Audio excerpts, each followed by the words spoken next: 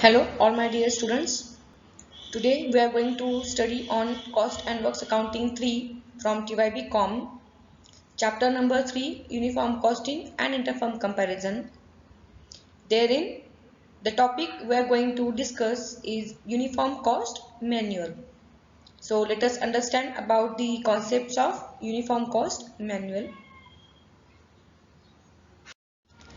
While preparing Uniform Cost Manual, it is important to have a uniform costing system prevailing in your organization. So, for having a uniform costing system prevailing in your organization, there are certain prerequisites which every industry has to observe. These are understanding. So first of all, you have to understand what is uniform costing and what are the advantages of such uniform costing to your organization. Secondly, there should have mutual trust and cooperation between the management, workers, employees, as well as between the different undertakings of the same industry. Then, free exchange of ideas and methods. It is also one of the most important prerequisite, that is there should be free exchange of ideas and opinions among different entities of the same manufacturing organization. Without a proper exchange of information or without having a proper communication, it is highly impossible to implement such uniform systems. Thereafter, sharing of experience. Whatever experiences have been gained by the different undertakings must have to be shared with one another to implement a proper uniform system in the organization. Any loopholes in the system of one manufacturing unit can be recovered by others after sharing the experiences. Thereafter, uniformity of interest. So every organization involving in the uniform costing system has to has the uniformity of interest of minimizing the cost and maximizing the efficiency. Thereafter, willingness of units to share their secrets. How they have implemented a proper system in their unit and what are the different implications of such systems has to be shared by every industrial units to each other, so that the secrets of a successful implementation can be get known to other organizational units also. So these are some of the prerequisites of installing uniform costing system in your organization.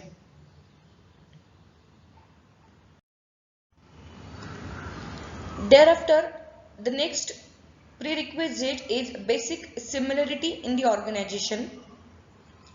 In which organizations you are going to apply same uniform costing system, there should be similarity in the organization, a basic similarity. Otherwise, you cannot apply the same principles to all the units of the organization. Then there should be also willingness to share technical know-how and efficiency. If one manufacturing unit is having a more technical know-how, they should share their technical know-how to other units to improve their efficiency. Willingness to exchange information. We have already studied this, willingness to exchange secrets or willingness to exchange information. Use of common terminology regarding cost ascertainment and cost control. As you are going to implement same principles, so same terminologies are also be used to understand for each and every member of the organization about such concern, about such cost and about such cost ascertainment methods. Hence, same terminologies have to be defined. Thereafter, the last step comes is of preparation of uniform cost manual. What is this uniform cost manual? It is nothing but it gives you a proper guideline how to implement a uniform costing system in your organization. Uniform cost manual. Now let us understand the meaning of this. Uniform cost manual is a written document which may be in the form of booklet or bulletin containing the principles, methods and procedures for the ascertainment and control of cost of uniform costing. So it is nothing but a document or a booklet which provides you the detailed guidelines regarding how to implement the uniform costing system in the organization. It has contained some basic principles, methods and also the procedure for ascertainment and control of cost under uniform costing system. It also helps to provide guidelines to the participating firms to organize their cost accounting system on a uniform basis. So there has been given guidelines for the participating firms. It also contains instructions to be followed in connection with cost ascertainment and cost control. So there are certain instructions given which have to be followed while ascertaining the cost and cost control. So in short, uniform cost manual is nothing but a bulletin or a written document wherein the rules, principles, method and procedures of uniform costing system has been given. Thereafter, there are certain features of this uniform cost manual, that is, it contains principles of accounting, nature of coding, terminology to be followed, classification and description of accounts, etc. So as we have said, there has been certain principles. So whatever kind of principles are there, principles in regards with accounting, nature of coding, terminologies to be known to every organization, thereafter classification and description of all the accounts. Then it also have essential cost data and various ratios for comparison of performance and efficiency. So this manual also contains some important ratios for the comparison of performance and efficiency between various units of the organization. Third, it includes a statement of objectives and purpose of the system, scope, advantages and extent of cooperation. So it includes everything: objectives, purpose of the system, so why such system is to be implemented, scope, how much is the scope of such system, what are the advantages of this uniform costing system to everyone, and extent of cooperation required. Then it provides necessary guidelines about treatment of interest on capital, wastage, scrap, byproduct, depreciation, etc. So how you have to give treatment of interest on capital, because if you can see, all these items have treated in different ways by different organizations. Hence it is necessary to define a proper and a particular system of treatment to be followed by each and every organizational units on interest on capital, wastage, scrap, byproduct, depreciation and some more. So these are the prominent features of such uniform cost manual. Now we will study the contents of cost manual. Therein the first is introduction. It is a general introduction covering objectives, purpose and scope of the system, as well as advantages likely to accrue and the extent of cooperation needed for the successful implementation. In short, this chapter of introduction should deal with the need for and importance of uniform costing system. Secondly, accounting system and plan. That is accounting system, relation between cost and financial accounts, method of costing to be used, method of cost collection and ascertainment of cost, uniform system of costing, uniform terminology and description, etc. are dealt with this chapter number 2, that is cost accounting systems and plan. Thereafter, organization. Herein it will include the organizations for developing and operating the system and the stages in which the system is to be introduced.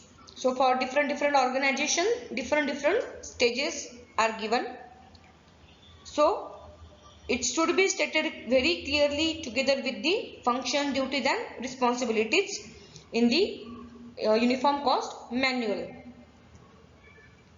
Under presentation of information and data, it contains the forms, contents of statements to be prepared like for submission of information to the management, as well as computation of various ratios for comparison of performance and efficiency between the firms, as we have already studied.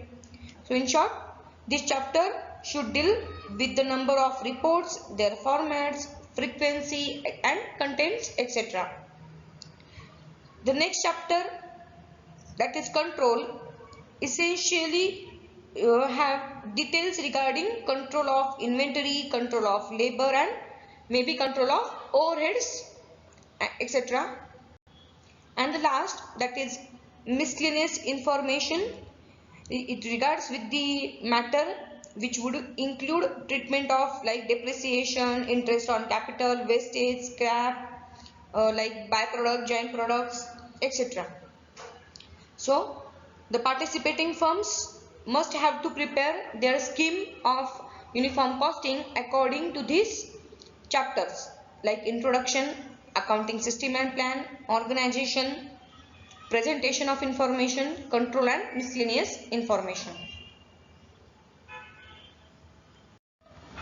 After studying the uniform costing system and uniform costing manual, now let us understand the meaning of inter-firm comparison.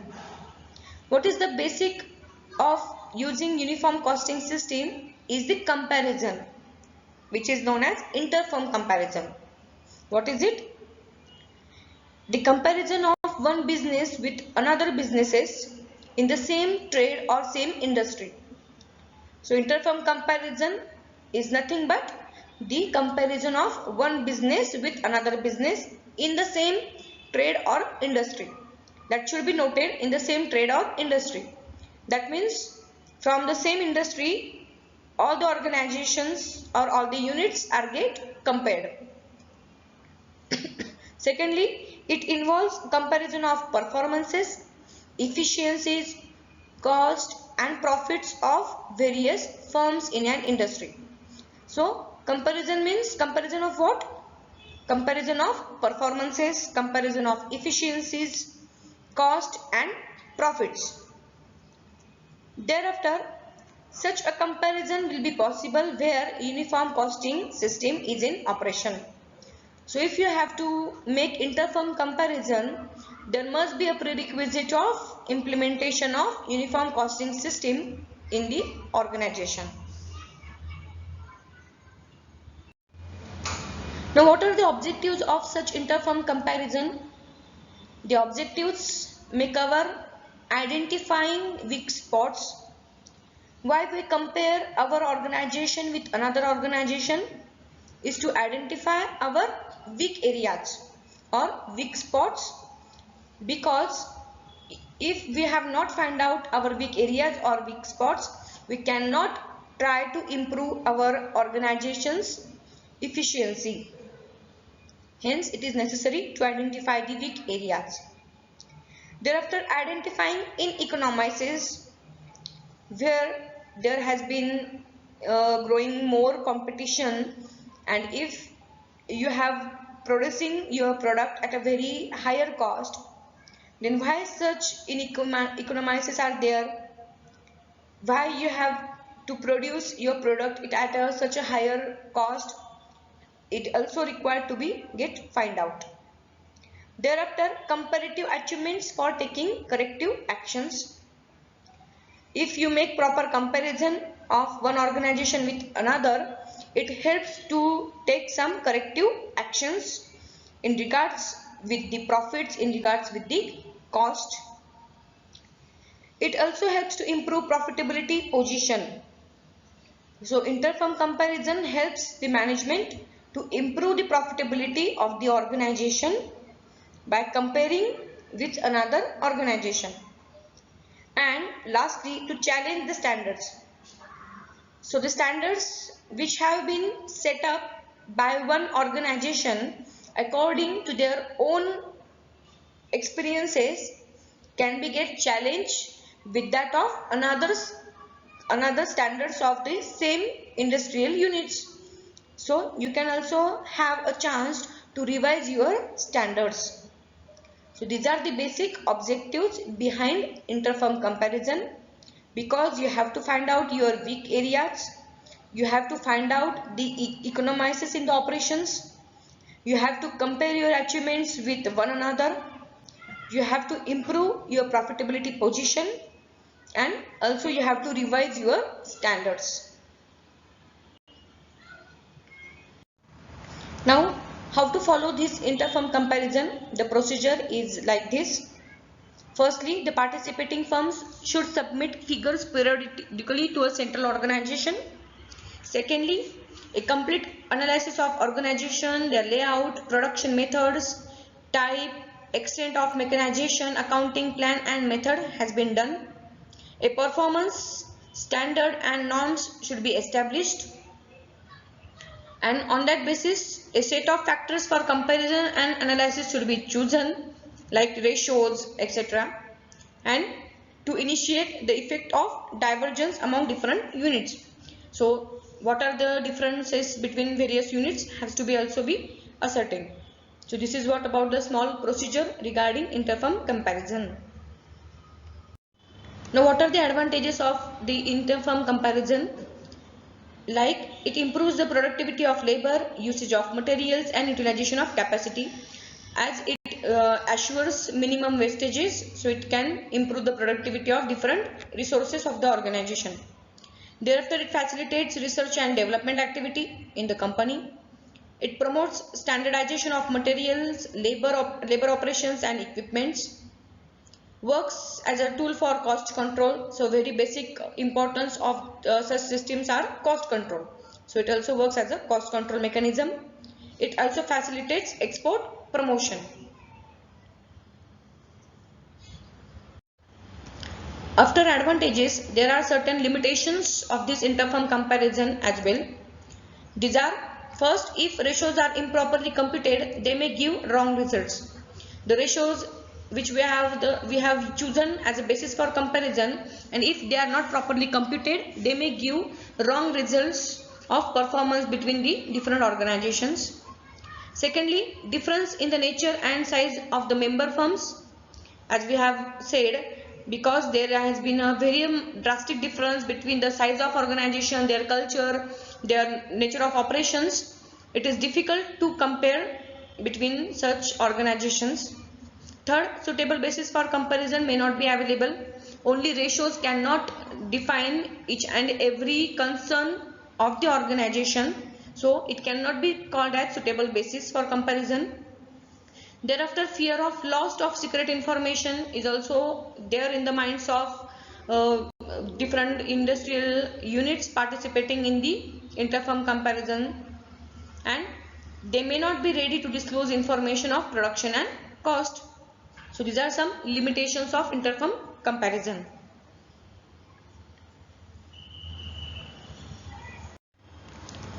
So I hope you have understood the different requisites of uniform costing, thereafter uniform cost manual, the meaning of inter-firm comparison, and the procedure, advantages and limitations in the case of inter-firm comparison.